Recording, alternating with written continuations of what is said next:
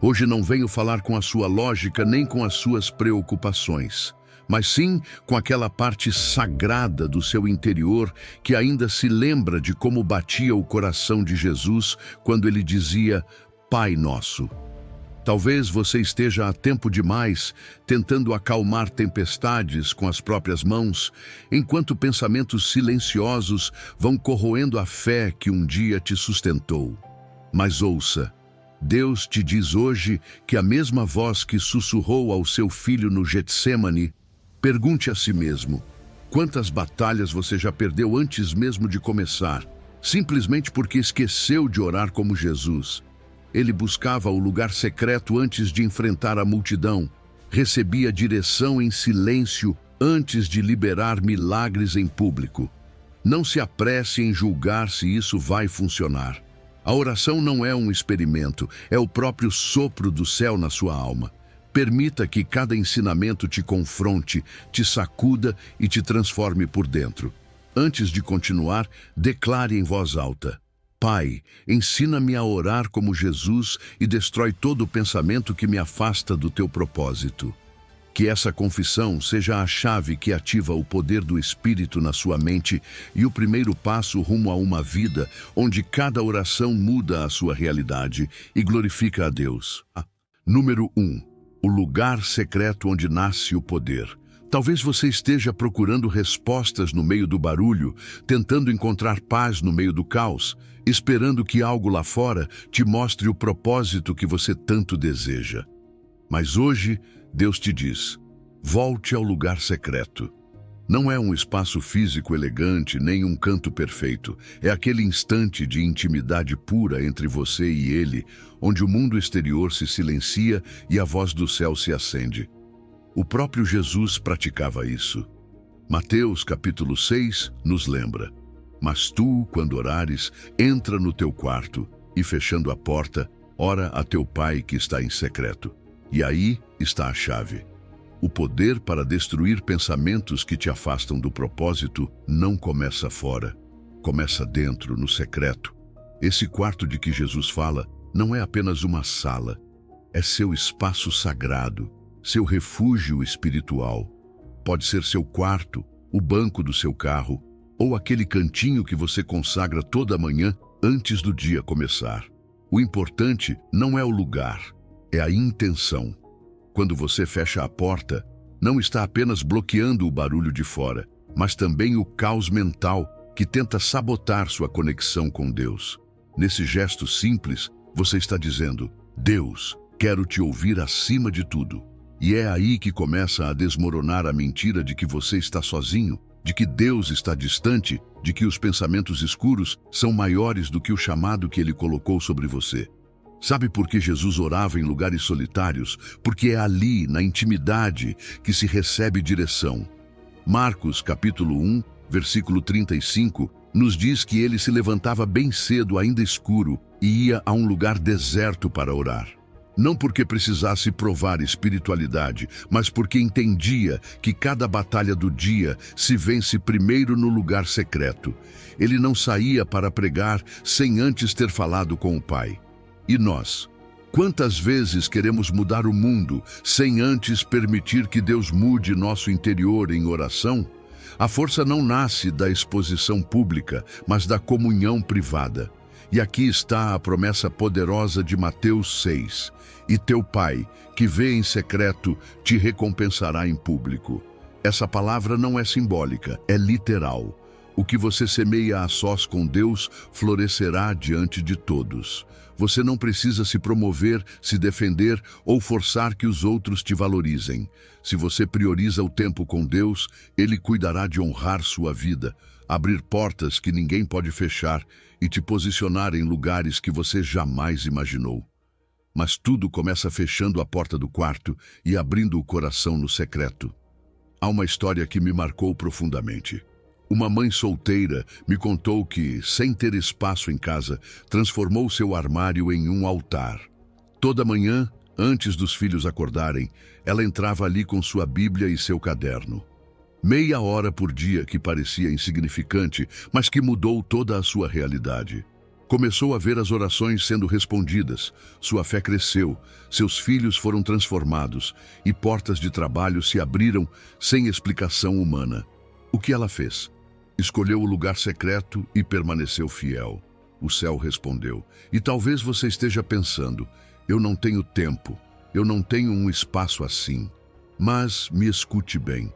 O lugar secreto não precisa de velas nem de paredes especiais. Às vezes, pode ser aquele momento no seu carro a caminho do trabalho, ou os 10 minutos antes de dormir. O que importa é que você feche a porta da alma, desligue o celular, silencie a ansiedade e abra o espírito. Que seja você e Deus, sem máscaras, sem filtros, sem performance. Porque o Pai que vê em secreto não precisa que você explique nada. Ele já conhece seu coração por completo. Ele só quer estar com você. E quando você começa a orar assim, algo acontece. Se quebra aquele pensamento de que você está sozinho. O inimigo quer te fazer acreditar que orar não adianta, que Deus está ocupado demais, que sua vida não importa. Mas isso é mentira. É no lugar secreto que você percebe que Ele sempre esteve ali. Cada lágrima sua foi vista, cada clamor silencioso foi escutado. Você não está falando ao vento, está falando com o Pai. E Ele responde. Hoje eu quero te convidar a algo prático e transformador. Consagre esta semana um lugar secreto.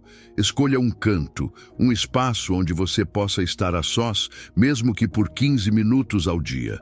Declare que esse espaço é sagrado. Diga ao céu, é aqui que tu vais me encontrar todos os dias. Faça isso por 21 dias, não por obrigação, mas por um desejo profundo de voltar à fonte. E você verá como começará a receber direção, paz, força e pensamentos novos, puros, alinhados ao seu propósito.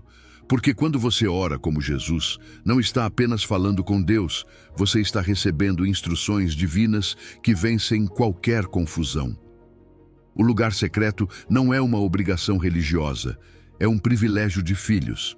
É ali que seu caráter é moldado, as mentiras do inimigo são destruídas e sua verdadeira identidade é fortalecida. E nunca se esqueça disso. Toda porta que você fecha para estar com Deus é uma porta que Ele abrirá no céu a seu favor. O mundo pode não ver, mas o céu vê. E quando o céu se move, nada pode impedir o que Deus decidiu fazer com você. Volte ao lugar secreto. Ore como Jesus orava. E verá como todo pensamento que te afastava do propósito de Deus será destruído pelo poder da sua presença. Número 2.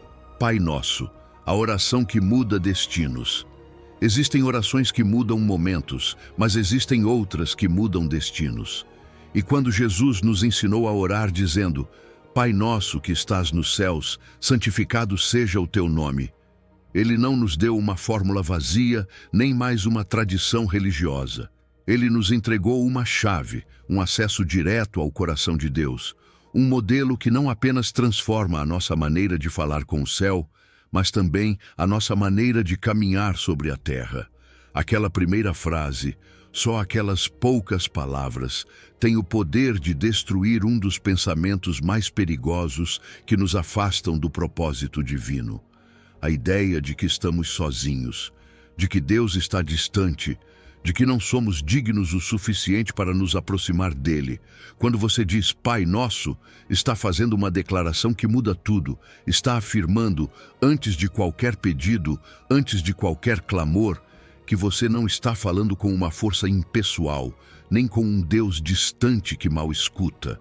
Você está falando com o seu Pai, um Pai que te conhece, que te formou, que te ama com ternura e firmeza. E isso muda a postura a partir da qual você ora. Você não ora mais com medo, nem com desespero, nem com dúvida. Você ora a partir da identidade. Porque você sabe quem é, sabe a quem pertence. E essa é a base de toda oração poderosa. Uma identidade firme como filho ou filha do Altíssimo. E então Jesus acrescenta que estás nos céus. Ou seja, Ele não é apenas seu Pai, também é o Deus soberano, o Rei do Universo, aquele que tem todo o poder para agir a seu favor. Isso eleva sua oração a outro nível, Porque agora você entende que esse amor de pai não está limitado por nada. Ele não apenas quer te ajudar, ele pode te ajudar. Ele tem autoridade sobre o impossível, sobre aquilo que a lógica diz que não tem solução. Quando você ora lembrando que ele está nos céus, sua fé se expande, sua expectativa se eleva. Você não está mais falando com alguém que talvez possa. Você está falando com aquele que tudo pode. E depois vem uma parte-chave que muitas vezes deixamos passar. Santificado seja o teu nome. Antes de apresentar nossas necessidades, antes de pedir provisão, cura ou direção, Jesus nos ensina a colocar Deus no centro. Santificar o nome dele significa reconhecer sua grandeza, sua pureza, sua glória. É adoração, é rendição, e essa é a verdadeira porta de entrada para uma oração eficaz. Porque quando você busca primeiro a glória de Deus, seu coração se alinha à vontade dele, e isso destrói o pensamento egoísta que muitas vezes contamina nossas orações. Não se trata apenas de Deus fazer o que eu quero, mas de Deus fazer o que ele sabe que é melhor, e eu confiar plenamente nisso. Essa oração, o Pai Nosso, foi repetida por milhões durante mais de 2000 anos. Mas o seu poder não está na repetição mecânica, e sim na profundidade com que a oramos. Cada palavra é uma declaração espiritual. Cada frase é uma espada que corta pensamentos de orfandade, de insegurança, de egoísmo, de dúvida. Não é uma oração para preencher um espaço. É um guia para reorganizar sua mente, seu espírito e seu coração de acordo com o plano do céu. É um mapa que te leva de volta para casa. Jesus não apenas ensinou essa oração, ele a viveu. No Getsêmani, antes de enfrentar a cruz, ele disse: Pai, se possível, passa de mim este cálice, mas que não seja feita a minha vontade, e sim a tua. Ele não orava como um órfão espiritual. Orava como filho obediente, confiante, alinhado. Sua oração não era uma negociação desesperada, era um ato de entrega profunda.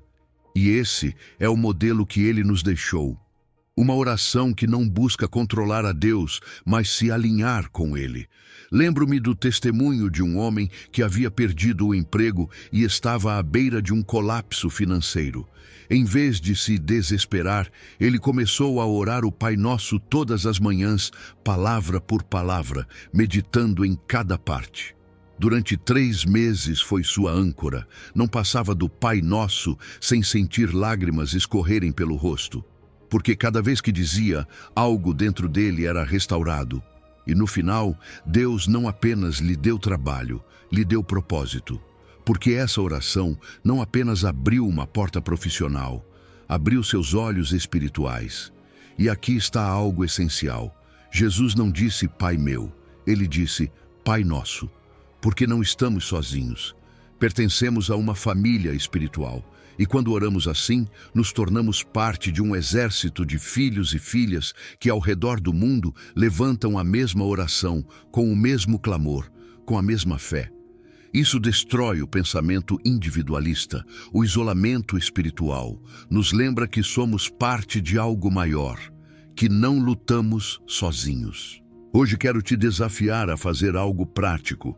Ore o Pai Nosso, mas não de forma automática. Pare, faça pausas, medite, personalize. Quando disser, santificado seja o teu nome, pense no que isso significa para você hoje. Quando disser Pai Nosso, visualize um Deus que te olha com amor, que não está bravo com você, que não se esqueceu de você. E ao terminar, lembre-se, sou filho amado, sou parte da família de Deus, não estou perdido. Estou sob o olhar dele, sob sua graça, sob seu propósito. Porque quando você ora como Jesus, quando usa suas palavras, seu coração, seu modelo, cada pensamento que antes te afastava do propósito de Deus começa a desaparecer. E no lugar brota uma certeza: você está nas mãos do Pai. E é aí que começa a verdadeira transformação. Número 3. Seja feita a tua vontade, a oração que quebra a rebeldia. Existe uma frase que pode mudar radicalmente a sua vida se você tiver coragem de orá-la com sinceridade. Seja feita a tua vontade. Não é apenas uma expressão religiosa. É um ato de guerra espiritual. É uma rendição sagrada que destrói o pensamento mais tóxico que você pode carregar. Eu tenho o controle. Quando Jesus nos ensinou a orar essas palavras, ele não falou a partir de uma teoria, mas da experiência mais dilacerante que um ser humano pode enfrentar. No Getsêmani, sabendo que a cruz o aguardava, que a dor e a traição estavam a poucos passos, ele orou com a alma quebrada. Pai, se possível, passa de mim este cálice, mas que não seja feita a minha vontade, e sim a tua. Essa oração não apenas mudou o curso da história, mudou o destino eterno da humanidade.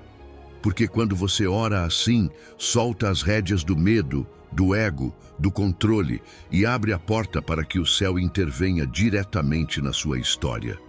Seja feita a tua vontade, não é fraqueza, é poder. É a oração mais corajosa que você pode fazer.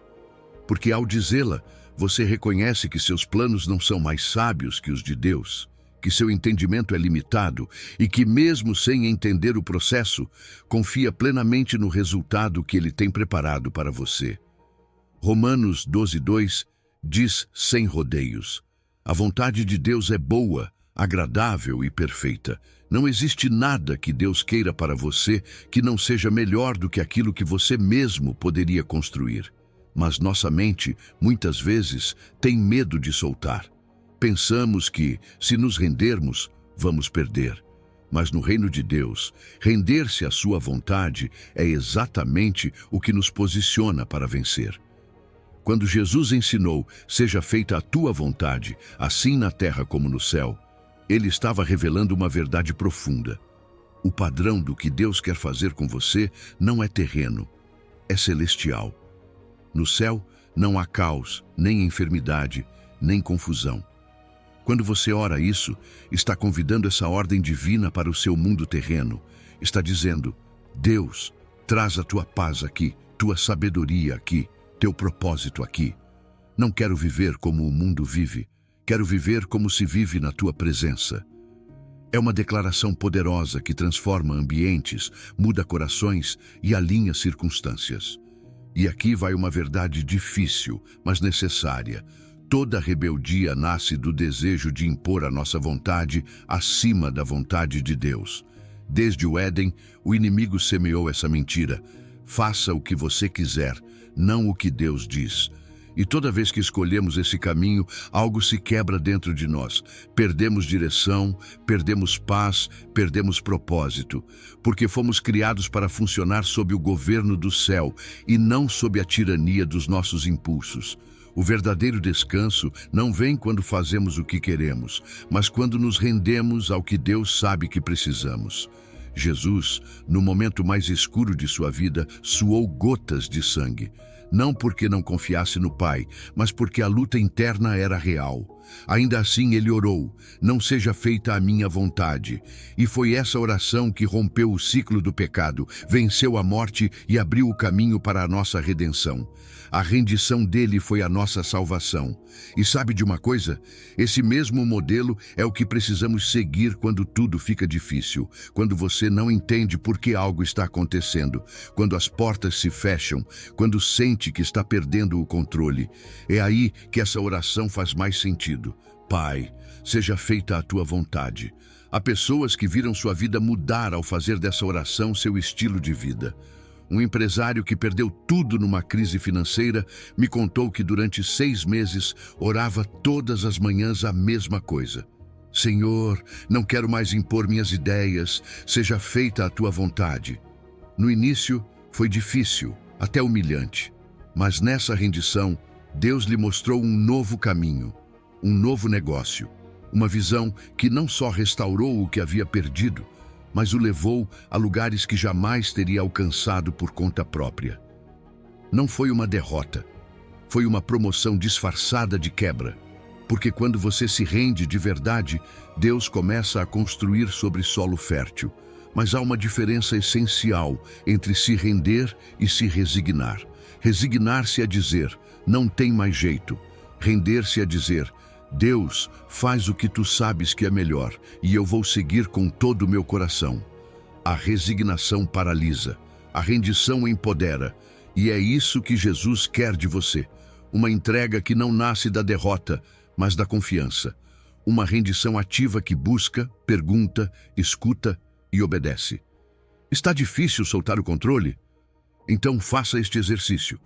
Pense numa situação que tem te deixado ansioso. Escreva, leia em voz alta e depois ore com todo o seu ser. Pai, seja feita a tua vontade nisso. Não como uma frase automática, mas como uma declaração sincera. Depois, busque na palavra, busque conselho piedoso, escute com atenção. Porque Deus sempre guia quem está disposto a seguir. E não é por acaso que Jesus disse primeiro, venha o teu reino, e depois, seja feita a tua vontade. Porque antes de nos rendermos, precisamos reconhecer que Ele é Rei. Você não pode se render a alguém em quem não confia. Por isso, primeiro você convida o reino dele, depois entrega suas decisões. E nessa ordem, o céu se ativa sobre sua vida. Lembre-se disso, sua maior vitória não será quando conseguir que Deus faça a sua vontade, mas quando conseguir fazer a vontade dele. Não existe liberdade maior do que saber que você está caminhando exatamente onde Deus quer. Ali não há culpa, não há confusão, não há perda, só há paz. E essa paz começa quando você ora como Jesus e tem coragem de dizer, seja feita a tua vontade, Senhor. Número 4. O pão de cada dia. Confiança total na sua provisão. Quando Jesus disse, o pão nosso de cada dia, dá-nos hoje. Ele não estava falando apenas de comida. Estava nos ensinando a arte de confiar. Estava nos convidando para uma relação diária com o Pai, onde cada dia começa com dependência e termina com gratidão. E é isso, exatamente isso, que destrói um dos pensamentos mais corrosivos que existem, a ansiedade pelo futuro. Porque quando você ora assim, quando pede o pão de hoje, está soltando o peso do amanhã, está deixando de correr atrás do controle e começando a caminhar em confiança. Dá-nos hoje não é uma expressão de carência, é uma declaração de fé. Jesus não nos ensinou a pedir pela semana inteira, nem pelo ano todo. Ele nos ensinou a pedir por hoje, porque é no hoje que Deus se move, é no hoje que Ele provê. Cada dia tem seu próprio milagre escondido, sua própria resposta divina. E quando você tenta carregar tudo o que ainda está por vir, se desconecta do milagre que está acontecendo agora. Essa oração te treina a viver o presente com os olhos abertos e o coração em paz. E ao fazer isso, você destrói o hábito de se preocupar com o que ainda não aconteceu. Mas esse pão de cada dia é muito mais do que alimento físico. É tudo o que o seu ser precisa para caminhar dentro do propósito de Deus. Às vezes, esse pão vem em forma de paz mental, quando tudo ao seu redor é confusão. Às vezes, é uma conversa inesperada que cura uma ferida emocional.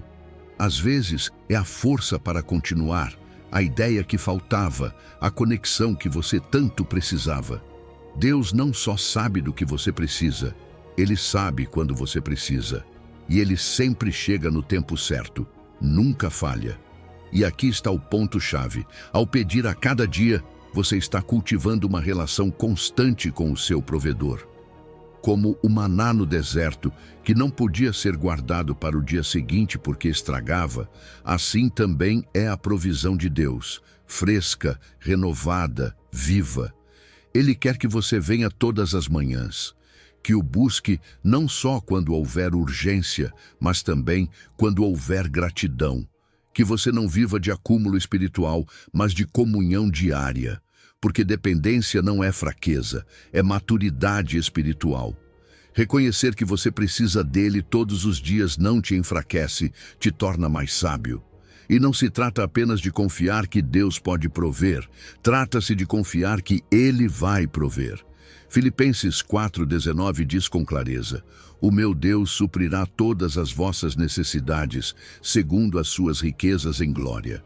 Não diz algumas coisas, diz todas. Não diz segundo os teus méritos, diz segundo as suas riquezas. Ou seja, o nível de provisão que você pode esperar não depende do que você tem, mas do que Ele tem.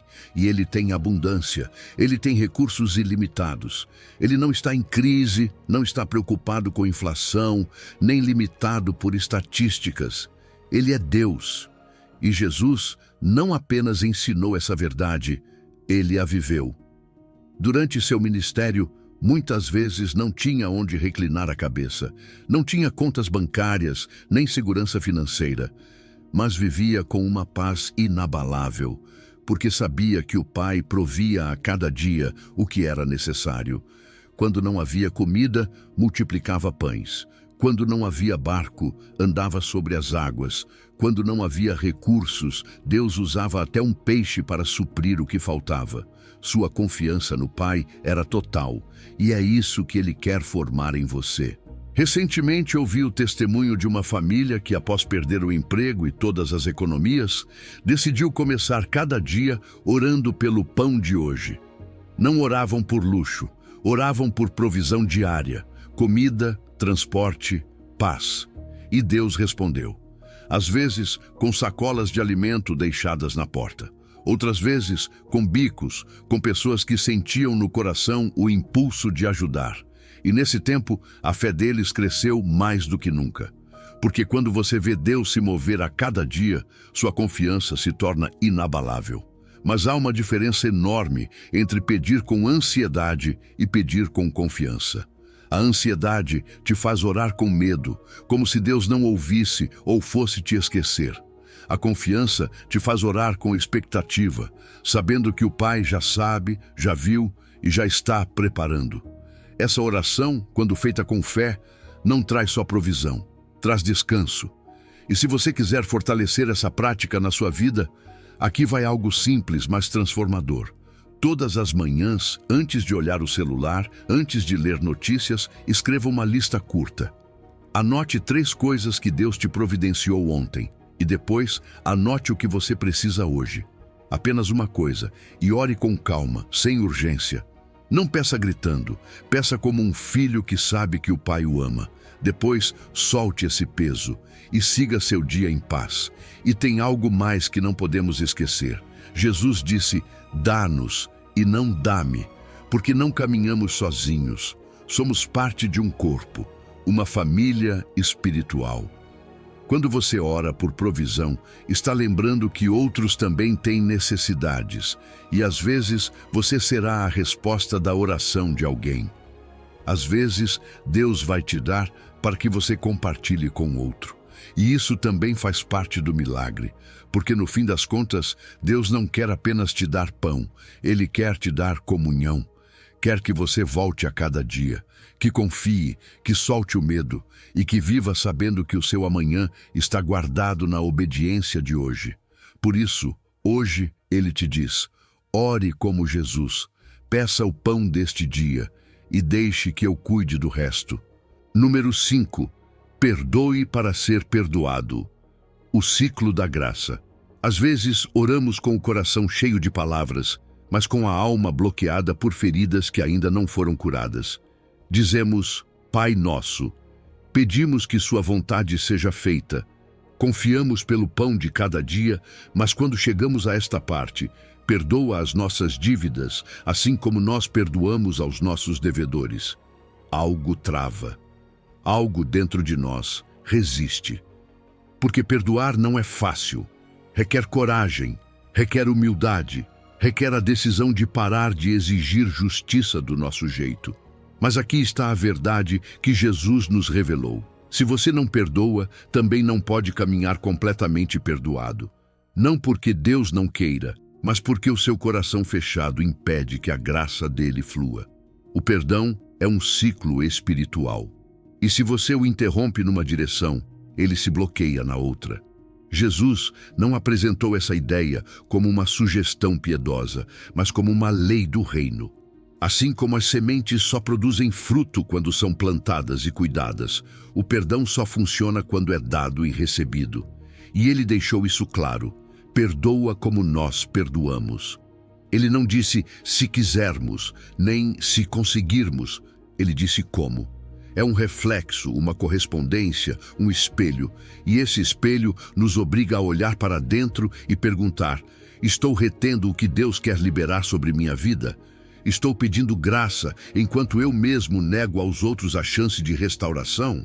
E não se trata de minimizar o que nos fizeram. Jesus nunca disse que perdoar é fingir que nada aconteceu. Não. O perdão não nega a ofensa, mas nega ao passado o direito de continuar controlando você. É reconhecer que o que aconteceu doeu, mas que sua vida não vai ficar presa nessa dor. É tomar a decisão, mesmo sem sentir nada, de soltar a dívida emocional que alguém tem com você. Porque sim, toda ofensa gera uma dívida. Esperamos que nos peçam perdão, que se arrependam, que reconheçam o mal que causaram. Mas se você viver esperando que o outro conserte o que quebrou, ficará preso para sempre. O perdão é cancelar essa dívida, mesmo que ela nunca seja paga. Porque a sua paz não depende de um pedido de desculpas. Depende da sua decisão de se libertar. E sabe quem é a primeira pessoa que o perdão liberta? Você. Não quem te feriu, você. Quando você perdoa, é você quem sai da prisão invisível do rancor. É você quem volta a respirar sem aquele peso que te esmagava por dentro. A amargura é como beber veneno esperando que o outro adoeça. Mas quem se enfraquece, quem se intoxica, é você. Por isso, perdoar é o ato mais poderoso que você pode fazer pela sua saúde emocional, pela sua vida espiritual, pelo seu futuro. É um presente que você se dá, não ao outro. E não há exemplo melhor de perdão do que o de Jesus na cruz, pregado, sangrando, traído pelos seus. E ainda assim ele disse: Pai, perdoa-lhes, não porque merecessem, não porque pediram, mas porque ele escolheu amar além da dor. Escolheu romper o ciclo de ódio com uma palavra de graça. E esse é o modelo que ele nos deixou. Consegue imaginar o nível de liberdade interna que Jesus tinha para orar isso enquanto morria? Esse é o nível de liberdade que ele quer te dar. E tudo começa com essa decisão: perdoar mesmo sem sentir, mesmo que doa, mesmo que tudo em você queira fazer justiça com as próprias mãos. Ouça isso. Há pessoas vivendo uma seca espiritual, não porque Deus não as ame, mas porque carregam há anos um rancor não resolvido. E a Bíblia é clara em Marcos 11:25, quando estiverdes orando, perdoai. Se você não perdoa, suas orações tropeçam, não sobem limpas, porque Deus é um Deus de graça, e você não pode receber aquilo que não está disposto a oferecer. Não se trata de perfeição, se trata de disposição, de dizer: Senhor, isso dói, mas eu te entrego essa dor. Não quero mais carregá-la. Eu perdoo. Eu libero. Lembro da história de uma mãe que perdeu o filho num acidente causado por um motorista embriagado. Durante anos, viveu consumida pela amargura. Até que um dia, Deus lhe falou claramente: você quer liberdade ou vingança? E ela escolheu perdoar. Visitou o homem na prisão, olhou nos olhos dele e disse: eu te perdoo. Esse ato mudou sua vida. Seu coração foi curado, sua relação com Deus foi restaurada. E o mais impactante, aquele homem entregou sua vida a Cristo e hoje prega sobre o poder do perdão. Tudo por causa de uma mulher que decidiu romper o ciclo da dor. E talvez você não possa falar com quem te feriu. Talvez essa pessoa já nem esteja viva. Talvez não queira te ouvir. Não importa. Você pode escrever uma carta, não para enviar, mas para libertar a sua alma. Escreva o que sente, diga tudo, e depois rasgue essa carta. Queime. Faça disso um símbolo de que você decidiu soltar, não por eles, por você. Jesus também usou a palavra dívidas. Não disse ofensas nem erros, disse dívidas, porque ele sabia que emocionalmente as feridas nos fazem sentir que alguém nos deve algo. E é verdade. Mas quando você perdoa, está dizendo: você não me deve mais nada, eu cancelo essa conta, não por você, mas porque eu quero viver livre. Perdoar nem sempre é instantâneo. Às vezes é um processo, mas todo processo começa com uma decisão. Hoje, Deus está te convidando para isso, a perdoar como Jesus perdoou, a orar com o coração limpo, a destruir os pensamentos de amargura que te afastam do propósito. Porque quando você perdoa, o céu se abre, o peso cai, a graça flui e sua vida começa a ser curada. Número 6. Escudo espiritual, a oração que te protege da tentação. Quando Jesus nos ensinou a orar dizendo: e não nos deixes cair em tentação, mas livra-nos do mal. Ele não fez isso para que repetíssemos palavras sem entendê-las, mas para que aprendêssemos a viver com uma consciência ativa de proteção espiritual. Essa parte da oração não é um clamor frágil, é uma estratégia de guerra. É a oração de quem sabe que o perigo é real, que o inimigo é astuto, mas que também entende que Deus colocou à nossa disposição um escudo invisível capaz de deter qualquer dardo antes que atinja. Essa oração é seu sistema de defesa espiritual. E quando você a faz com fé, está erguendo uma barreira entre o seu coração e a armadilha que o inimigo preparou para você. Não nos deixes cair em tentação, não é pedir uma vida fácil. É pedir sabedoria para não caminhar em direção ao que pode te fazer tropeçar. É reconhecer que, embora sejamos salvos, ainda somos vulneráveis. Jesus não orou isso porque duvidava da própria força, mas porque sabia que até o mais forte pode cair se não estiver vigilante. Por isso, essa oração é preventiva. É como trancar a porta antes de alguém tentar invadir. É antecipar o ataque. É entender que você não deve esperar estar no meio do fogo para clamar. Você clama antes, ora antes, se fortalece antes. E a tentação raramente surge como uma surpresa total. Ela tem padrões, tem horários, tem formas.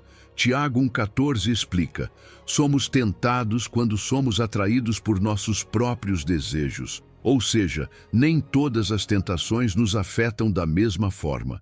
Você conhece as suas, sabe quando está mais fraco, quando está cansado, sozinho, frustrado, ferido.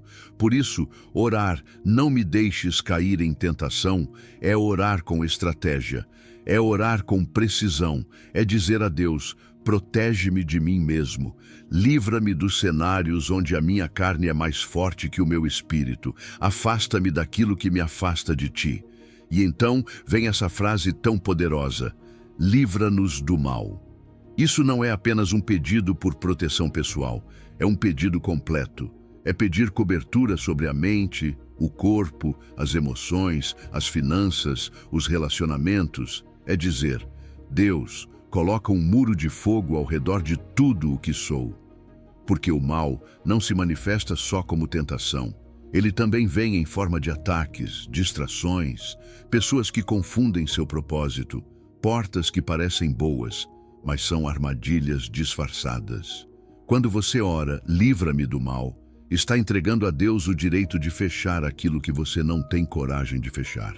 E isso é um sinal de maturidade espiritual. E aqui vem uma declaração que muda a atmosfera. Porque teu é o reino, o poder e a glória. Essa frase não é enfeite, é autoridade, é proclamação. É um lembrete para você e um grito contra o inferno. O poder não está nas mãos do inimigo. O reino não pertence à escuridão.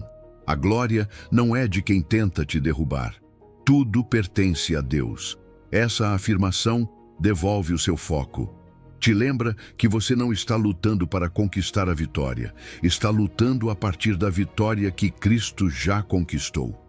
Terminar a oração com essa verdade fortalece o espírito e derruba o medo. Você está dizendo à tentação: eu já sei quem reina, e não é você. O próprio Jesus foi tentado, não uma, mas várias vezes. No deserto, o inimigo veio quando ele tinha fome, quando estava sozinho, quando seu corpo estava fraco. Mas Jesus resistiu. Como? Com a palavra e com oração. Ele orou essa oração não por fraqueza, mas por sabedoria. Porque sabia que a queda é opcional, que o pecado não é inevitável, que com Deus sempre há uma saída. E essa saída muitas vezes começa com uma oração simples. Pai, livra-me do mal. Há pouco ouvi a história de um jovem que lutava com um vício escondido. Por anos, tentou vencer com força de vontade, mas sempre recaía. Até que um dia, ouviu esse ensinamento e decidiu fazer algo diferente. Todas as manhãs, antes de começar o dia, orava com intenção específica. Não me deixes cair em tentação hoje. Livra-me do mal que eu sei que me chama.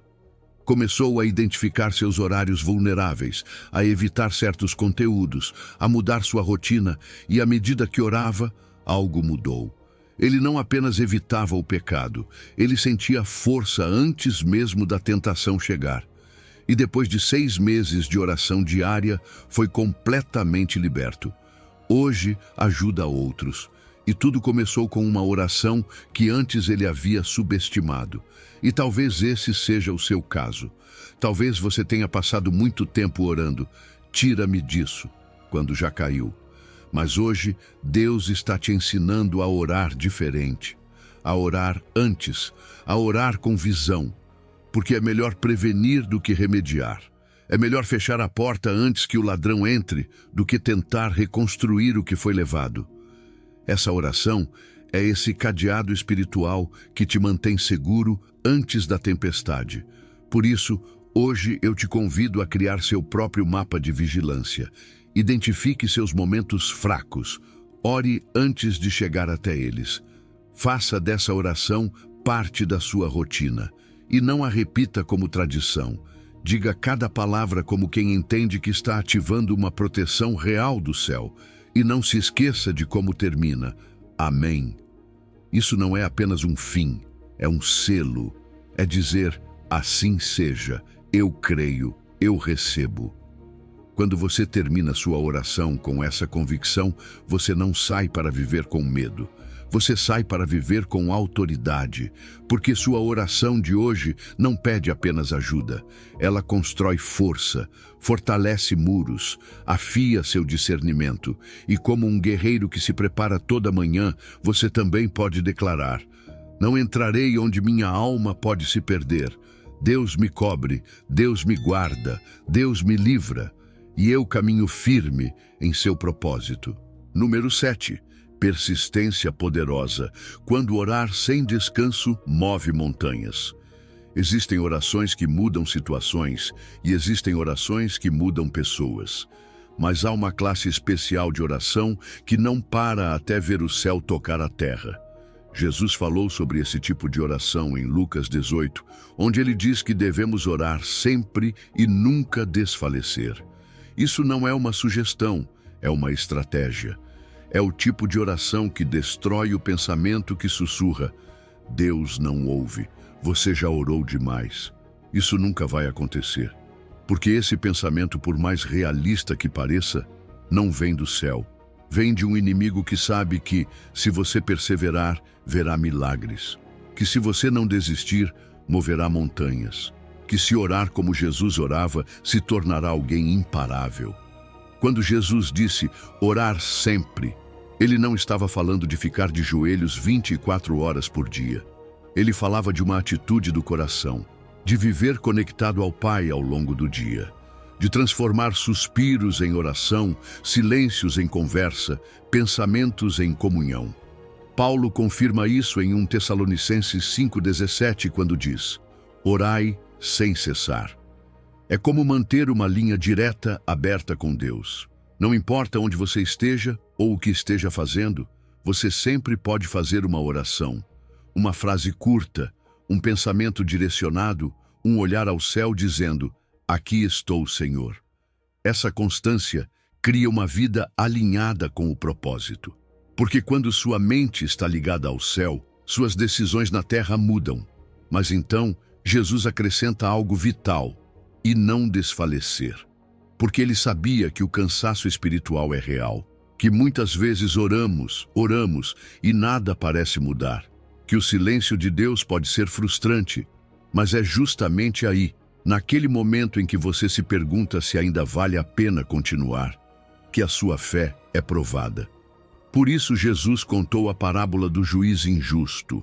Uma viúva insistia tanto que até um juiz mau, que não temia a Deus nem respeitava os homens, acabou cedendo.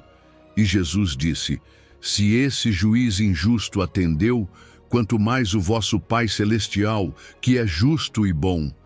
A persistência não muda a Deus, muda o cenário e muda o seu coração no processo. Muitos não recebem seu milagre porque desistem justo antes da resposta. Estão prestes a cruzar a linha de chegada e param. Mas o que não sabem é que, a cada dia que oraram, algo no mundo espiritual estava se movendo. Mesmo que você não veja, sua oração nunca é em vão. É como uma gota que bate na rocha até que ela se rompe. Mas não se trata de repetir palavras como um ritual vazio. O próprio Jesus advertiu contra isso. Trata-se de renovar sua fé a cada dia, de vir com expectativa fresca, mesmo tendo o mesmo pedido. Essa é a diferença. Não quantas vezes você ora, mas com que coração você ora. E algo poderoso acontece enquanto você espera. A oração persistente começa mudando suas circunstâncias, mas termina mudando você. A cada dia que você volta ao lugar secreto para orar pela mesma coisa, mesmo sem ver nada, seu caráter se fortalece. Sua fé amadurece, sua dependência se aprofunda. Você já não ora só para receber algo, ora porque não quer soltar a mão de Deus. E é isso que o comove, porque há algo no coração de um filho que não desiste, que toca o coração do pai como nada mais toca. O próprio Jesus orou com persistência. No Getsêmani, antes de enfrentar a cruz, orou 3 vezes o mesmo pedido. E a cada vez, sua entrega foi mais profunda. Ele se levantava de madrugada para orar. Passava noites inteiras em comunhão com o Pai. E esses tempos de oração precediam milagres. Cada cura, cada multiplicação, cada ensino poderoso vinha depois de momentos de intimidade constante. Se Jesus, sendo o Filho de Deus, precisava dessa conexão contínua, quanto mais nós. E não faltam testemunhos que confirmam isso. Uma mãe orou durante 15 anos pelo filho viciado. Toda noite, a mesma oração. Muitas vezes chorou sem ver mudança. Pensou até em desistir. Mas no dia em que não suportava mais, recebeu uma ligação. Seu filho havia se entregado a Cristo num centro de reabilitação. Hoje, ele é pastor. E juntos pregam sobre o poder de nunca desistir. Porque nenhuma oração sincera se perde. Todas são armazenadas no céu. E Deus responde no tempo dele, não no nosso. Por isso, hoje quero te dar uma ferramenta prática. Escreva suas 5 orações mais importantes. Anote a data em que começou. Registre cada avanço, cada sinal, cada resposta parcial. E toda vez que sentir que nada está acontecendo, leia essa lista. Porque o que parece lento está sendo cuidadosamente orquestrado por Deus. Ele está alinhando pessoas, preparando ambientes, amadurecendo seu coração. Ele não chega atrasado. Ele chega quando tudo está pronto. E é por isso que Jesus escolheu a figura do juiz injusto. Não para dizer que Deus é assim, mas justamente o contrário. Para que entendêssemos que, se até um juiz insensível responde à persistência, quanto mais um pai bom que ama abençoar seus filhos. Então não pare de orar. Não solte a promessa. Não permita que a aparente demora roube sua fé, porque cada dia que você ora está mais perto. Sua fé não se mede pela rapidez com que você recebe, mas pela decisão de continuar crendo mesmo quando ainda não vê nada. A oração persistente é a linguagem dos que não desistem. E cada vez que você ora assim, está dizendo: Deus, eu confio mais no teu caráter do que na velocidade da tua resposta. E isso move o céu. Número 8. Humildade que eleva. A oração que abre as portas do céu. Existem orações que comovem a terra, mas há outras que tocam diretamente o coração de Deus. E uma das mais poderosas que Jesus mencionou não foi uma oração longa, nem feita por um líder religioso, nem cheia de palavras elevadas. Foi a de um homem quebrantado, sozinho, à parte, que nem ousava levantar os olhos para o céu. Em Lucas 18:13, lemos o seu clamor: Deus, tem misericórdia de mim, pecador. E Jesus declarou que esse homem, e não o fariseu orgulhoso que orava ao seu lado, foi justificado diante de Deus. Porque o que abre as portas do céu não é a eloquência, nem o conhecimento, nem a reputação, é a humildade, estando de longe. Assim começa a sua oração. Ele não se aproximou com soberba ou exigência, não tentou mostrar mérito algum. Ficou de longe, reconhecendo que Deus é santo e ele não. E isso, essa consciência de quem Deus é e de quem nós somos, é o ponto de partida de toda oração poderosa. Hoje vivemos numa cultura que valoriza a autoafirmação, a autossuficiência, a imagem forte. Mas no reino de Deus, o que te aproxima do trono não é a sua força, é o seu quebrantamento. Porque Deus não rejeita o humilde, mas resiste ao soberbo. E quanto mais consciente você é da sua fraqueza, mais perto está da verdadeira força espiritual. Nem levantava os olhos ao céu. Esse gesto não era vergonha paralisante, era reverência profunda. Era o reflexo de um coração que reconhece a majestade de Deus. Em contraste, o fariseu orava olhando para o alto com arrogância, convencido de que estava fazendo um favor a Deus com sua presença. Já o publicano compreendia que se achegar a Deus é um privilégio, não um direito conquistado. E é nessa postura de respeito que nasce a verdadeira adoração, não a partir do ego, mas da reverência. Não da autoimagem, mas da necessidade, batia no peito. Na cultura judaica, esse gesto era forte, expressivo. Era como dizer: o problema não está lá fora, está aqui dentro, no meu coração. Esse homem não culpou ninguém.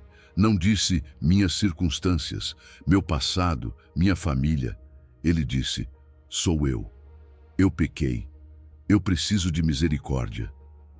O verdadeiro arrependimento não busca desculpas, busca perdão. E quando você entende que o que mais precisa ser transformado não é o ambiente ao seu redor, mas o seu interior, então você está pronto para receber graça. Porque Deus não procura corações perfeitos, procura corações sinceros. E quando você leva a Ele seu pecado sem enfeites, sem desculpas, sem máscaras, Ele não te rejeita, Ele te restaura.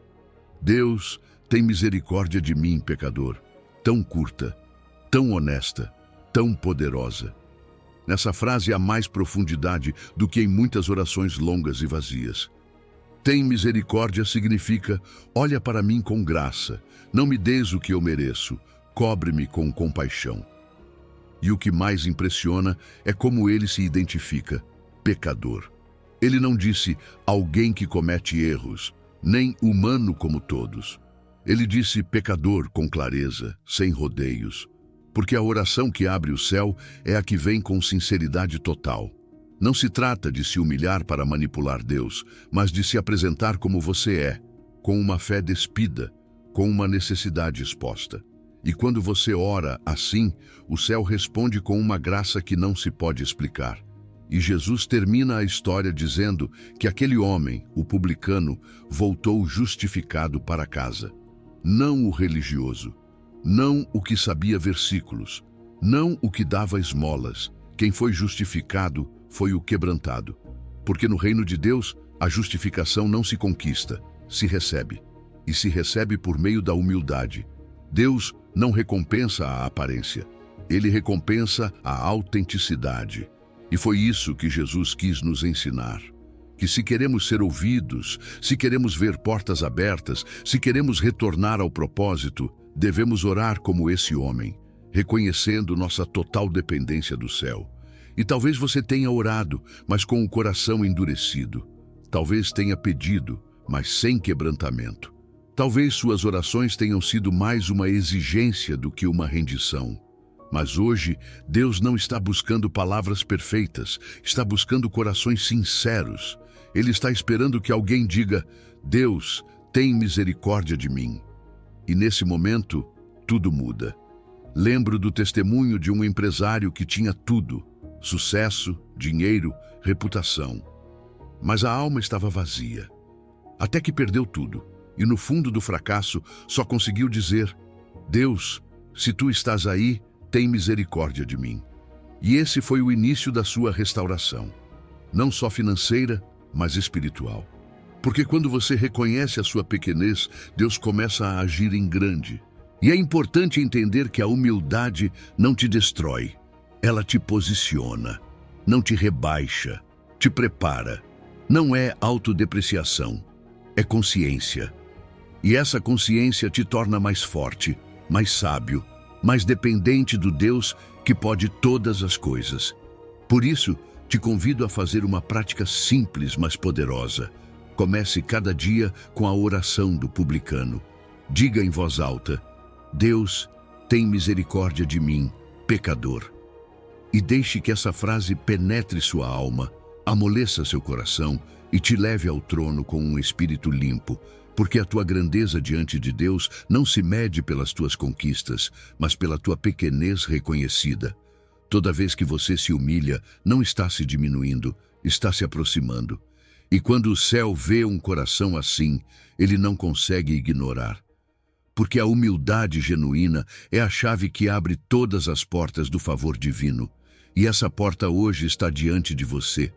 Basta orar como Jesus ensinou, com um coração como o do publicano, e você verá todo o pensamento de orgulho desaparecer, dando lugar a uma comunhão que transforma. Número 9. Fé que move montanhas, quando o impossível se torna inevitável. Você já parou para pensar quantas vezes nossas orações não deram fruto, não porque Deus não ouviu, mas porque a nossa fé foi tão pequena que não ativou nada? Jesus não disse que os discípulos não tinham fé. Ele disse: por causa da vossa pouca fé. Isso muda tudo, porque não se trata de ter ou não ter fé. Trata-se de quanto você está disposto a crer. E isso é poderoso. Porque se você puder aumentar sua fé, ainda que só um pouco, já estará abrindo a porta para o impossível. Deus não está buscando perfeição, está buscando convicção. Fé não na sua força, mas no poder dele. Jesus usou uma imagem simples, mas cheia de significado: um grão de mostarda, pequeno, insignificante aos olhos humanos, mas cheio de potencial. Porque essa semente, embora minúscula, se for genuína, se for pura, tem a capacidade de crescer e se transformar em algo gigantesco. E o mesmo acontece com a sua fé. Você não precisa de uma fé do tamanho de uma montanha para movê-la. Só precisa de uma semente de fé autêntica, sem mistura, sem dúvidas disfarçadas de humildade. Porque muitas vezes o problema não é que não cremos, mas que dizemos: sim, eu creio, mas... E esse mas contamina a fé. Jesus está dizendo: você não precisa de muita fé, você precisa de fé real. E é aqui que tudo muda, porque Jesus não disse: se pensardes com fé, nem se meditardes com fé. Ele disse: se disserdes a este monte. Percebe? A fé não é um pensamento passivo, é uma palavra ativa, é declaração, é confronto, é olhar para essa montanha à sua frente. Esse problema, essa doença, essa dívida, esse medo, esse padrão mental que te afasta do propósito de Deus, e falar com autoridade. Porque uma fé que não fala, não se move. A fé se expressa, se decreta, se afirma com a boca. Você não pode apenas sentir fé, você precisa falar com fé. E Jesus não apenas disse para falarmos com a montanha, ele disse para ordenarmos: passa daqui para acolá. Não é apenas pedir que o problema desapareça, é dizer exatamente para onde ele deve ir. É orar com precisão, é declarar: essa ansiedade, sai da minha casa agora e dou lugar à paz. Essa crise financeira te arranco pela raiz e declaro provisão estável sobre o meu lar. Porque quando sua fé é específica, o seu milagre também é. Muitos não veem mudança porque oram de forma vaga, geral, difusa. Mas o reino opera com clareza. Fé com mira laser produz resultados concretos. Então Jesus solta uma bomba espiritual. Nada vos será impossível. Isso não é metáfora nem exagero, é uma declaração direta do Filho de Deus. Nada, nem doenças incuráveis, nem dívidas impagáveis, nem feridas profundas demais para serem curadas. Nada, mas há uma condição. Essa promessa não se ativa com qualquer fé. Se ativa com fé específica, com fé que fala, que decreta, que acredita no invisível e age como se já fosse visível. A fé que move montanhas não é teórica, é prática. Não espera ver para crer. Crê e então vê. E há testemunhos que confirmam isso, como o de uma mulher que desejava ser mãe há mais de uma década. Orava toda noite, Deus me dá um filho. Mas nada acontecia. Até que um dia ela mudou sua oração. Começou a dizer: obrigada, Deus, porque em 9 meses terei meu filho saudável nos braços. Começou a preparar o quarto, comprou roupas de bebê, escreveu a data esperada no calendário e no mês seguinte engravidou. Porque quando sua fé deixa de ser desejo e se torna certeza expressa, o impossível se torna inevitável. E é essencial entender a diferença entre fé emocional e fé operativa. A fé emocional se baseia no que você sente. Hoje, eu sinto que Deus vai me ajudar. Mas se amanhã você não sentir, ela se apaga. Já a fé operativa não se baseia no que você sente, mas no que você crê. É uma decisão diária. É declarar o que Deus diz, mesmo quando as circunstâncias dizem o contrário. É agir como se já tivesse a resposta, mesmo que ela ainda não tenha chegado. Essa é a fé que move o céu, a que não depende de emoções, mas de convicções. Então, te convido a fazer um exercício simples, mas poderoso. Escreva hoje o nome da sua montanha. O que é aquilo que parece impossível? Nomeie, enfrente. Depois, escreva exatamente o que você deseja que aconteça com isso. Seja específico. Declare isso todos os dias. Fale com ela como Jesus ensinou. E haja como se já estivesse feito. Porque essa é a fé que Deus honra. A fé que não se esconde atrás de palavras religiosas, mas que se levanta com autoridade e fala ao mundo espiritual. E por fim, não se esqueça de por que Jesus escolheu uma montanha como símbolo. Porque é o maior, o mais inamovível, o mais impressionante. E ele quis deixar claro que, se a fé pode mover isso, pode mover qualquer outra coisa menor. Aquilo que hoje parece impossível para você, não é nada para Deus. Mas ele precisa que sua fé fale, que sua oração seja específica, que sua expectativa se eleve, porque a sua fé de hoje está moldando a sua realidade de amanhã. Não subestime o que uma única semente de fé falada pode fazer.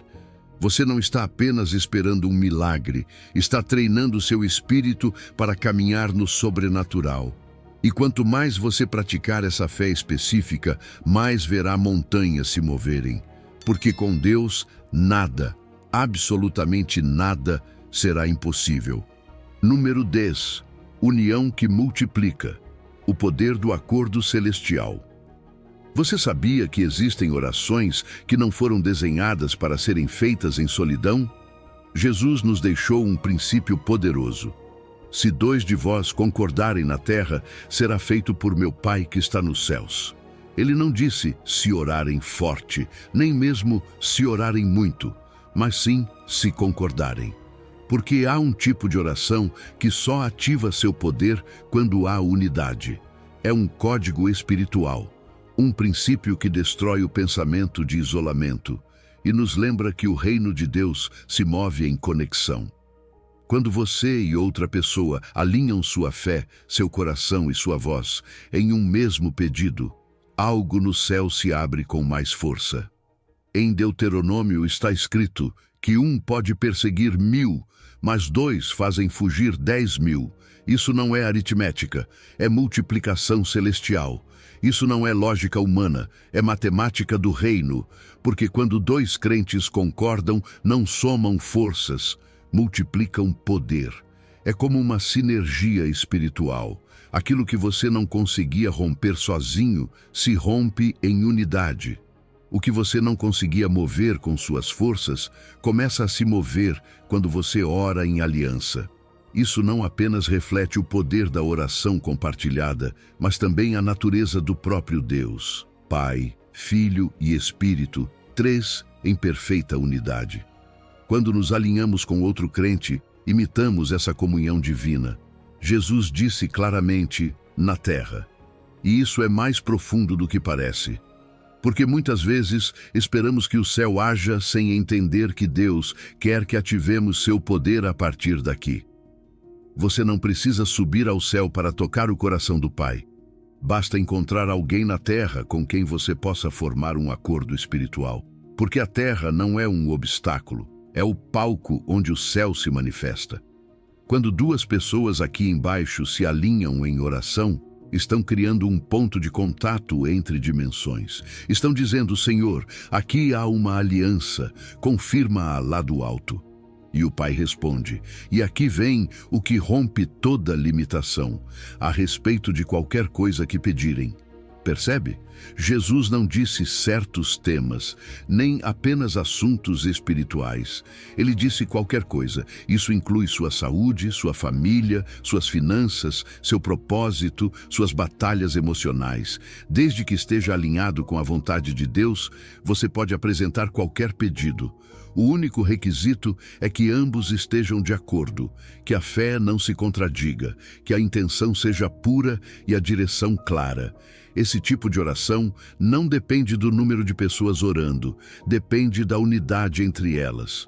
Porque dois crentes alinhados têm mais poder do que 100 orando cada um por si.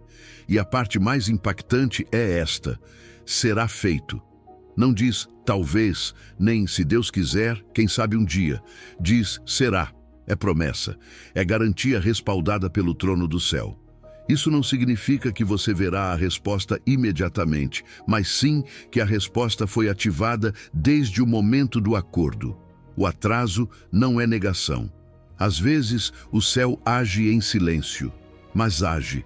E você pode estar seguro de que, se o acordo foi real, a resposta virá. Porque a palavra não falha. Deus não mente. E quando cumprimos a condição do acordo, ele se encarrega do resultado. E Jesus encerra esse ensinamento revelando quem está por trás da promessa. Por meu Pai que está nos céus. Não é a energia das pessoas, nem sua intensidade emocional. É o respaldo do Pai. É Ele quem responde, quem age, quem honra o pacto de unidade. Isso não é poder humano amplificado. É poder celestial liberado. Quando duas pessoas concordam com fé, Deus vê isso como um ato de unidade espiritual tão poderoso que Ele mesmo intervém. E quando o Pai age, nenhum obstáculo resiste, nenhum plano do inimigo permanece de pé. Talvez hoje o que você precise não seja orar mais forte, mas orar em concordância. Talvez haja uma montanha que não se move porque você está enfrentando sozinho. E Deus está esperando que você encontre aquela pessoa com quem unir sua fé. Foi o que fizeram duas mães desesperadas por seus filhos rebeldes. Elas se reuniam todas as terças-feiras, no mesmo horário, com o mesmo pedido: restauração para seus filhos. Durante meses, oraram juntas, sem desistir. E numa semana, como se o céu tivesse feito clique, ambos os jovens, separadamente, decidiram buscar ajuda, se restaurar e voltar para o caminho de Deus. Hoje, esses filhos servem como líderes em suas igrejas. O poder do acordo não é teoria, é real. Mas é importante entender algo. Orar juntos nem sempre significa estar em acordo. Você pode ter 5 pessoas orando ao mesmo tempo, mas cada uma com um foco diferente. Já o acordo exige uma mesma direção, uma mesma expectativa, uma só voz. É como uma orquestra afinada. não um ruído desorganizado. O acordo exige conversa prévia, alinhamento de fé, compromisso constante. E é essa qualidade de unidade que Deus respalda com milagres. Por isso, se hoje você está enfrentando algo grande, busque alguém que tenha fé como a sua. Você não precisa de uma multidão. Jesus disse 2, apenas 2. E isso já basta para o céu agir. Não se deixe enganar pelo pensamento de que precisa resolver tudo sozinho. Deus não te criou para o isolamento, te criou para a comunhão. E muitas das suas respostas estão do outro lado de um acordo divino. Talvez sua maior vitória esteja esperando pelo seu companheiro de aliança. Assim como Moisés precisou de Arão e Hur para manter seus braços erguidos e vencer a batalha, você também precisa de alguém que te sustente em oração. Porque quando a fé se une, o céu responde, e aquilo que parecia impossível se torna inevitável. Número 11. Vigilância espiritual. A oração que te mantém desperto em tempos perigosos. Você já sentiu que algo sombrio se aproximava, mas não sabia exatamente o que era? Aquela sensação, aquela inquietação que não te deixava dormir em paz.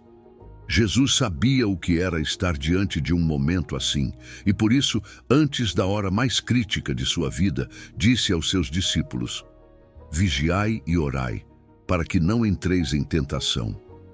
Não foi uma sugestão, foi um alerta urgente, uma estratégia espiritual, porque há batalhas que não se vencem reagindo, se vencem se antecipando. E essa é a função da vigilância espiritual.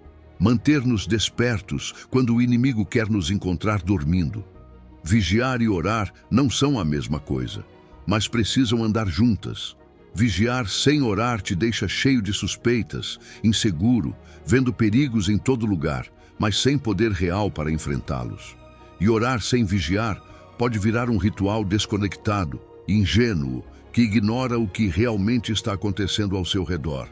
Quando você combina as duas coisas, cria um sistema de defesa celestial.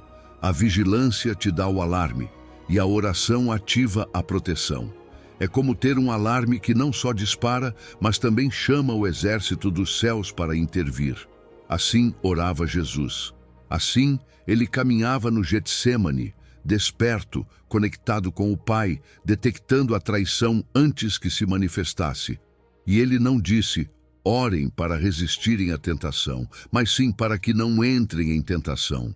Esse é o poder da vigilância espiritual. Prevenir, não apenas corrigir. É como um sistema de radar que detecta o ataque antes que ele atinja.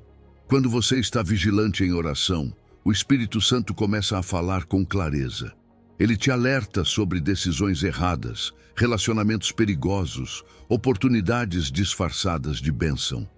E o mais belo é que muitas vezes, graças a essa sensibilidade, você nem chega a entrar no território da tentação. Deus te redireciona antes.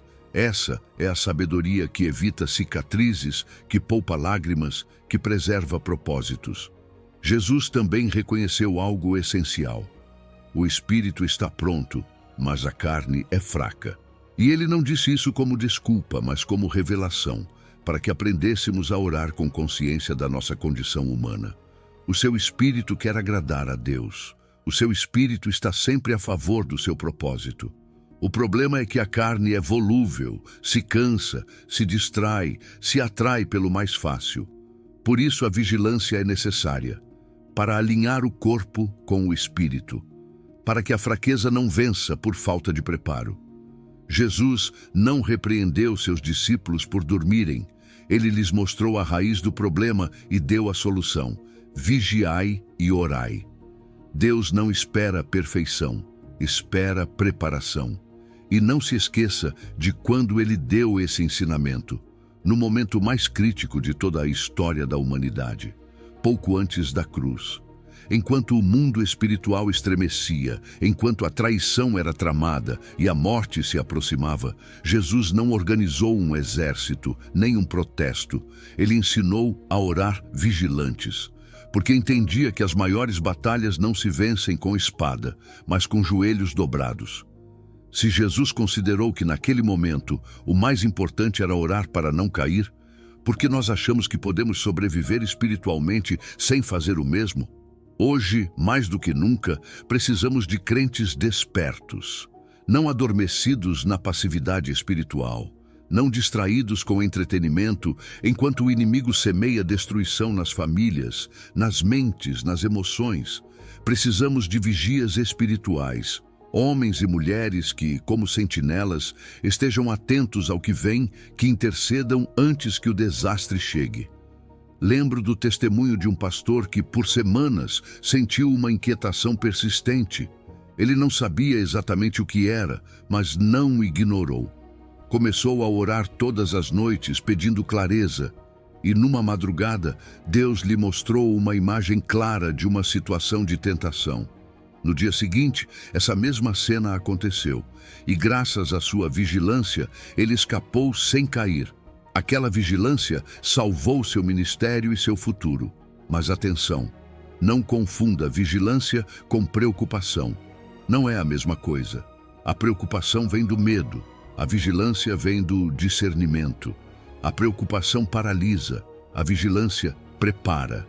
Quando sua oração vigilante te enche de paz e direção, você sabe que está sintonizado com o céu. E quando isso acontece, você não só se protege, também protege aqueles que ama. Porque um coração vigilante cobre seus filhos, seu cônjuge, sua igreja, suas decisões. A vigilância te transforma num muro de contenção para quem ainda não tem forças para orar por si mesmo. Te proponho um exercício simples, mas poderoso. Todas as noites, antes de dormir, dedique 15 minutos para perguntar a Deus: o que eu preciso ver e ainda não estou vendo? Onde devo estar mais alerta amanhã? Tenha um diário, escreva o que sentir e comece a perceber como Deus começa a falar com você antes de cada decisão importante. Você verá como Ele começa a te evitar problemas, te mostrar sinais, te proteger de erros que antes te custavam caro. Esse hábito vai te transformar em um verdadeiro sentinela espiritual e seu discernimento crescerá a cada dia. Jesus escolheu ensinar isso na noite mais difícil, porque nas crises se revela o que realmente importa. A vigilância espiritual não é uma prática opcional. É um hábito de sobrevivência. E se você está passando por uma temporada difícil, não se distraia, não adormeça. O que vem é grande. E essa pressão que você sente é sinal de que está perto de um avanço. Mas você precisa estar desperto, orando, discernindo. Porque a tentação não ataca às cegas, ataca quando você baixa a guarda. Mantenha-se vigilante, porque o que Deus tem para você vale a pena ser protegido. E a oração é sua melhor arma para não perdê-lo. Número 12. Rendição na crise. Quando a oração mais difícil se torna sua maior vitória. Talvez hoje você esteja enfrentando uma situação tão difícil que nem sabe como orar. Talvez seu coração esteja cansado, confuso, ferido. E dentro de você existe uma voz que grita: por que isso? Por que comigo? Deixa eu te dizer uma coisa. Jesus também sentiu isso. No Getsêmani, o lugar da entrega e do quebrantamento, o Filho de Deus nos ensinou que mesmo quando você é perfeito, também pode sentir medo, angústia, dor, e ainda assim se render com confiança absoluta. Porque se render não é perder. Render-se como Jesus é a porta para a sua maior vitória. Quando Jesus disse: Pai, se queres, Ele nos abriu a porta para a oração mais sincera que alguém pode fazer. Ele não escondeu seu desejo de evitar o sofrimento. Não fingiu estar bem. Não repetiu uma oração automática. Falou com honestidade, com humanidade. E é isso o que Deus quer primeiro de você. Que fale com Ele a partir do que realmente sente, não do que acha que deveria sentir. Está com medo? Diga. Quer que algo mude? Fale com clareza. Jesus nos mostrou que não é falta de fé pedir que Deus mude uma situação. É sinal de uma relação viva, de confiança íntima. Porque Deus não se escandaliza com a sua dor. Ele acolhe. Depois, Jesus diz: passa de mim este cálice. Esse cálice representa tudo o que você também gostaria de evitar. Aquela doença que não pediu, aquela perda que não esperava, aquela traição que não merecia, aquele sonho que se quebrou. E se Jesus, sendo quem era, pôde pedir que aquele cálice passasse, você também pode. Mas aqui acontece algo poderoso. Depois de expressar seu desejo humano, Jesus acrescenta uma palavra que muda tudo. Mas. Essa conjunção simples é, na verdade, uma rendição profunda. É o momento de transição do humano para o divino. É quando o que você sente se submete ao que Deus sabe. Mas não se faça a minha vontade. Esse é o coração da fé verdadeira. Confiar no plano de Deus mesmo quando você não entende. Escolher a vontade dele mesmo quando a sua grita por outra coisa. Esse mas não é uma resignação passiva, é um ato de fé ativa. É dizer, Senhor, isso dói, mas eu confio. É o instante em que você decide que Deus tem uma visão mais ampla, mais sábia, mais eterna. É quando você para de tentar controlar o processo e começa a participar com obediência. E quando isso acontece, algo se rompe por dentro. Mas é justamente isso que permite que a paz entre. Mas a tua vontade. Essa frase é a entrega da autoridade. Você devolve o controle para aquele que pode conduzir tudo com perfeição. Para de carregar a angústia de ter que entender tudo e aceita que ele já tem tudo sob controle. Porque a vontade de Deus nem sempre será fácil, mas sempre será boa. Às vezes, parecerá contrária aos seus planos, mas será coerente com o seu propósito eterno. E quando você escolhe o caminho dele acima do seu, algo se ativa, algo que você não pode produzir sozinho. O poder do eterno fluindo no tempo presente. E não se esqueça de algo vital. Essa oração de rendição foi o prelúdio da maior vitória da história. Sem aquela noite de quebrantamento, não haveria cruz. Sem cruz, não haveria ressurreição. E sem ressurreição, não haveria esperança. Então, percebe? Às vezes, seus maiores propósitos estão escondidos por trás das suas maiores crises.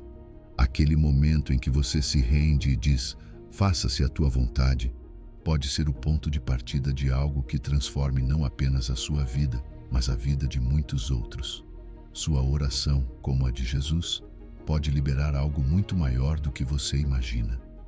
Pense na história daquela mãe que perdeu seu filho. Por meses, ela lutou com Deus, cheia de dor, perguntas e raiva. Até que um dia, em meio às lágrimas, orou, Pai, faça-se a tua vontade. Foi então que algo mudou, não a situação, mas o coração dela. E essa mudança a levou a consolar outros pais que passavam pela mesma dor. Hoje, ela lidera um ministério que tem curado centenas de famílias. Sabe como tudo começou? Com uma rendição, com uma oração de Getsemane, com uma decisão de confiar mesmo sem entender. E talvez você esteja nesse ponto hoje. Talvez esteja cansado de lutar, de tentar mudar o que não pode, de se apegar ao que já não existe. Então te convido a fazer algo. Escreva sua própria oração de Getsemane. Seja honesto. Diga a Deus qual é esse cálice que você está carregando. Fale do seu desejo de não passar por isso. Mas depois, diga também aquelas palavras que transformam tudo. Mas não se faça a minha vontade, e sim a tua. E faça isso todos os dias, não uma vez, todos os dias, até que a paz substitua o medo, até que o propósito comece a surgir da dor. E se algum dia você duvidar, lembre-se de que nem mesmo Jesus evitou esse momento. Ele também precisou orar para se preparar, ele também tremeu antes de se render. Mas foi nessa rendição que a vitória foi ativada. Então, não confunda rendição com fraqueza. Render-se como Jesus é o ato mais forte que você pode realizar, porque o seu Getsemane pessoal pode ser o lugar onde nasce sua maior contribuição, o lugar onde sua dor vira propósito, o lugar onde sua obediência transforma vidas que você nem conhece ainda. Hoje, Deus não te pede perfeição. Ele só te pede isso, que ore como Jesus e confie que a vontade dele vai te levar exatamente ao lugar onde a sua vida brilhará com mais intensidade. Número 13. Intercessão poderosa. A oração que transforma inimigos em bênçãos. Existem orações que nascem do amor, mas há outras que só podem nascer da dor. E uma das mais impactantes que já foi pronunciada saiu da boca de Jesus, pendurado na cruz, no momento de maior injustiça e sofrimento. Ele não pediu vingança, não exigiu justiça, não condenou aqueles que o feriam. O que ele fez foi algo que só alguém completamente cheio do Espírito poderia fazer. Levantar a voz ao céu e dizer: Pai, perdoa-lhes, porque não sabem o que fazem. Essa é a oração que destrói o pensamento de ódio, que quebra o ciclo da vingança e que transforma inimigos em instrumentos do propósito. Jesus nos deu um modelo claro. Em seu momento mais vulnerável, ele não pensou em si mesmo, mas na redenção dos outros.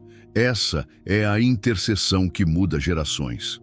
Porque toda vez que você escolhe orar por quem te feriu, está quebrando uma cadeia, está fechando uma ferida aberta há anos, está libertando uma família de repetir ciclos de ódio, está ativando uma nova história. Hoje Deus te diz: ore como Jesus orou, não a partir do ressentimento, mas a partir da compaixão, não a partir da ferida, mas a partir do amor. Porque cada oração assim é uma ponte que liga o impossível ao eterno.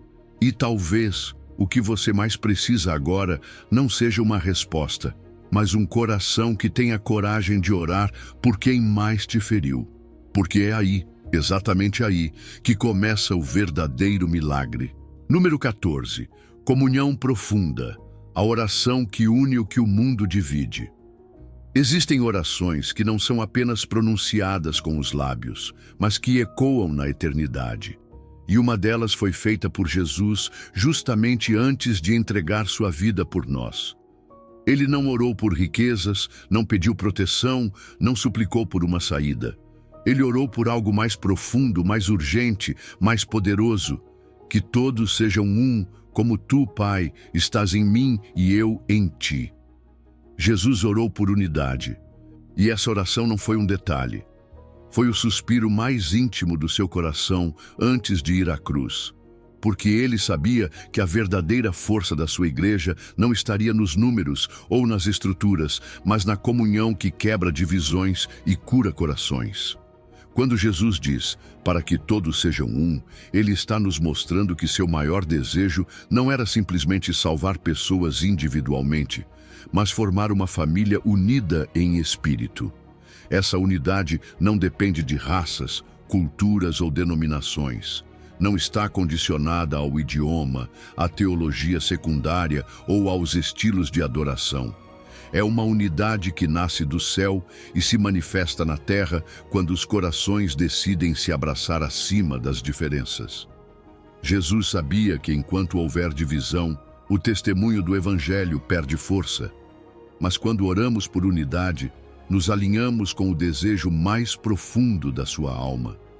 Nossa intercessão por reconciliação ativa um poder celestial que começa a restaurar o que o mundo fragmentou. E quando ele declara, como tu, Pai, estás em mim e eu em ti, ele não está falando de uma unidade superficial. Não se trata de convivência por conveniência. Trata-se de viver uma comunhão tão profunda que reflita o que existe entre o Pai e o Filho. Uma união íntima, inabalável, pura.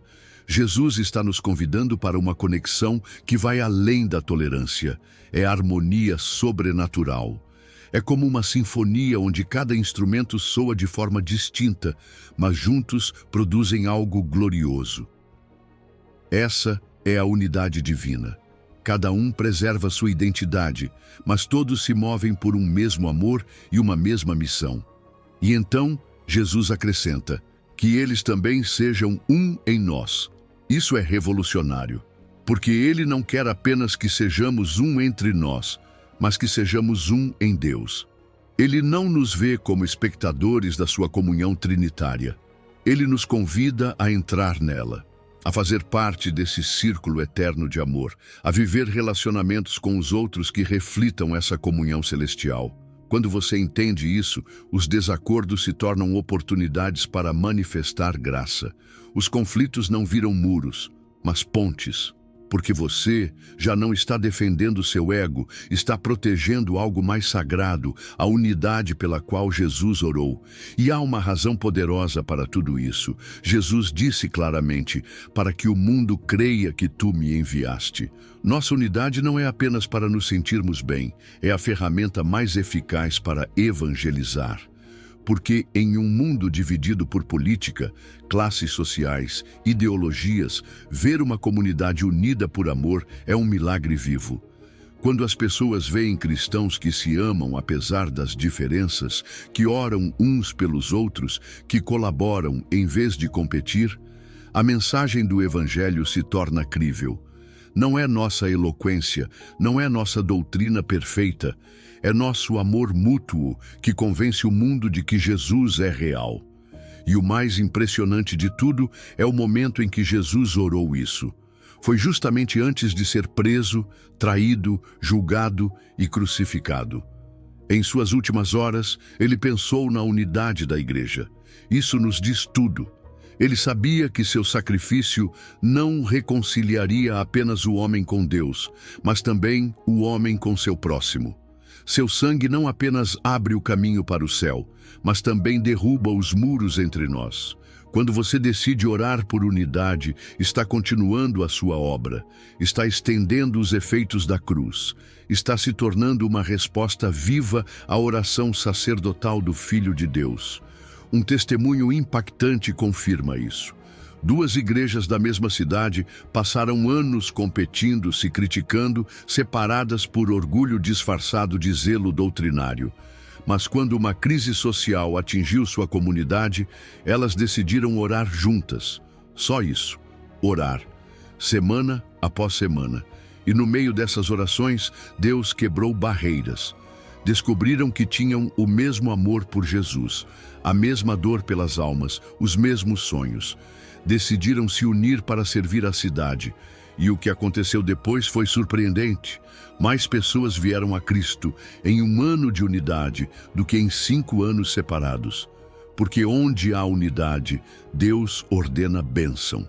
Agora eu te pergunto, existem relações quebradas na sua vida? Pessoas das quais você se afastou por orgulho, por feridas, por mal-entendidos? Hoje é o dia de fazer um mapa de reconciliação. Identifique essas 3 pessoas. Ore por elas. Não peça que mudem. Peça que o amor de Deus envolva vocês 2. Faça um ato de serviço por elas, mesmo que pequeno. Porque muitas vezes um café, uma carta, uma oração podem reconstruir o que parecia perdido. E se puder, una-se em oração com pessoas de outras origens, porque quando o corpo de Cristo ora unido, o céu responde. E talvez você pense, mas Jesus sabia que haveria divisões. Por que orou por unidade então? Porque ele não orou com ingenuidade, ele orou com visão de eternidade. Sabia que haveria conflitos, mas também sabia que seu Espírito daria poder para superá-los. Sua oração continua viva, continua ativa, continua gerando reconciliação toda vez que um coração decide perdoar, um líder decide se unir, um crente decide amar mais do que argumentar. Deus te diz hoje, ore como Jesus orou. Não repita divisões herdadas, não levante muros que o céu já derrubou. Seja parte da resposta, seja ponte, seja eco da sua oração eterna. Porque talvez a sua oração por unidade seja a centelha que inicie um avivamento onde ninguém esperava. Número 15. Consumação gloriosa. A oração que te conecta com teu destino eterno. Jesus não orou apenas pelo imediato, ele também orou pelo eterno. E nessa oração final, antes de entregar sua vida, ele revelou algo que transforma radicalmente nossa perspectiva. Pai, quero que aqueles que me deste estejam comigo onde eu estou, para que vejam a minha glória. Essa é a oração da consumação, a culminação gloriosa do plano divino. Não é apenas um pedido por proteção ou unidade. É um clamor que atravessa o tempo e declara com voz firme: você tem um destino eterno. Você não está aqui por acaso. Você foi pensado desde antes da fundação do mundo e amado desde a eternidade. Quando Jesus diz, Pai, aqueles que me deste, Ele não está falando de uma multidão impessoal. Ele está falando de você, da sua história, do seu nome, do seu coração, porque você não é um número, nem uma peça solta no universo. Você é um presente. O Pai te entregou ao Filho como um ato de amor eterno, e isso muda tudo. Você já não precisa viver buscando propósito, porque você é o propósito. Não precisa se validar com conquistas ou reconhecimento humano, porque já foi validado pelo céu. Essa verdade destrói pela raiz todo o pensamento de inutilidade, de rejeição, de insignificância. Você é valorizado por quem te criou e por quem te redimiu. Não porque você faz algo grandioso, mas porque já foi amado desde antes do tempo. E então Jesus diz, quero que estejam comigo onde eu estou. Você consegue imaginar isso? O Filho de Deus, desejando compartilhar a eternidade com você. Ele não se contenta em te salvar à distância. Ele quer ter você por perto, compartilhar sua glória, sua autoridade, sua vitória. Não como um espectador, mas como parte da sua herança. O céu não está completo sem você. Essa frase destrói qualquer mentalidade de eu não mereço, eu não sou suficiente, eu só quero entrar de raspão no céu. Não, Jesus não pediu que você apenas entrasse. Ele pediu que você estivesse com Ele, no seu lugar, na sua glória, na sua plenitude. Quando você entende isso, seus sofrimentos se tornam sementes. Sua perseverança se torna investimento. Porque cada lágrima será redimida em uma alegria indescritível. E aqui vem uma das partes mais impactantes, para que vejam a minha glória que me deste. Jesus quer que você veja a sua glória, não como informação, mas como experiência, não como uma história que te contaram, mas como uma realidade que você vai viver. E não será uma visão passiva, será transformadora. Cada vez que você ouvir, será mudado. Cada segundo na sua presença eterna será uma renovação de amor, de propósito, de identidade. E essa glória não é algo recente, é a mesma que o Pai lhe deu desde antes da criação. O que significa que o seu propósito eterno está conectado a algo infinitamente maior do que suas circunstâncias presentes. Você não vive para apenas sobreviver a este mundo. Você vive para contemplar o Criador do universo e refletir sua luz por toda a eternidade. E Jesus encerra essa oração dizendo, porque me amaste antes da fundação do mundo. Isso é chave. Esse é o fundamento de tudo. Antes que existisse a terra, antes do pecado, antes do tempo, existia amor. O amor do Pai pelo Filho. E foi a partir desse amor que você nasceu. Não de um acidente genético, nem de uma necessidade divina. Você foi criado a partir do amor eterno.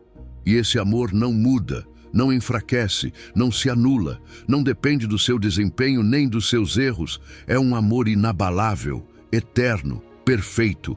É o amor que sustenta a sua salvação, que garante o seu destino e que destrói todo o pensamento que diz Deus se esqueceu de mim, ou é só isso que existe. Não, existe mais, muito mais. Uma glória reservada, uma eternidade assegurada, uma esperança que não decepciona.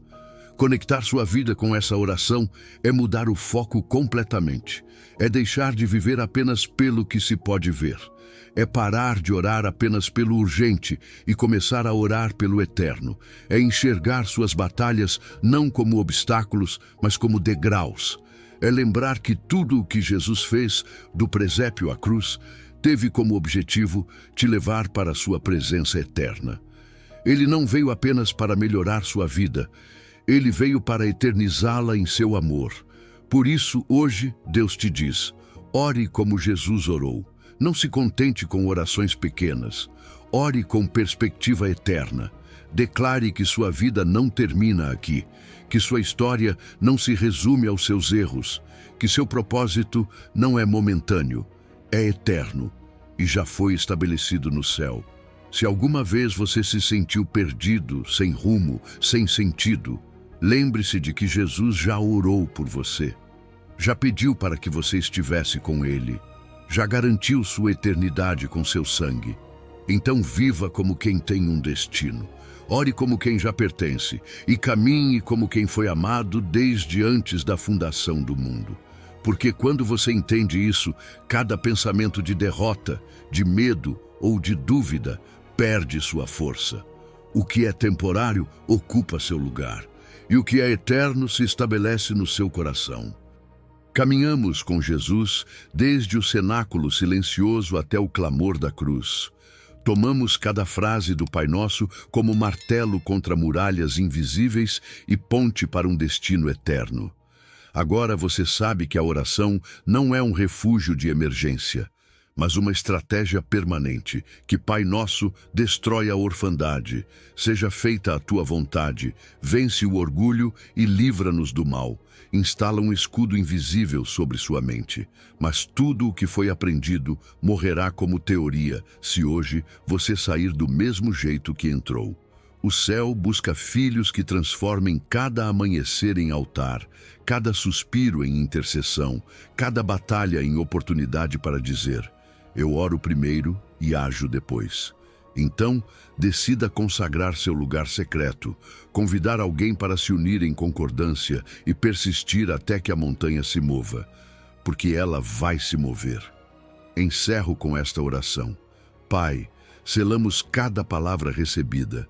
Que teu Espírito desperte em nós o hábito de orar como Jesus, até que nossa mente se alinhe com a tua verdade e nosso ambiente manifeste o teu reino. Declaramos que, a partir de hoje, vivemos para te conhecer no secreto e te honrar em público. Em nome poderoso de Jesus, amém. Se esta jornada acendeu algo dentro de você, escreva nos comentários. Persistirei em oração até ver a glória de Deus. Compartilhe com alguém que precise romper suas próprias correntes mentais e, se ainda não fez isso, inscreva-se e ative as notificações. Juntos transformaremos cada pensamento em um degrau rumo ao propósito divino. Ore, levante-se e caminhe. O céu está aberto sobre você.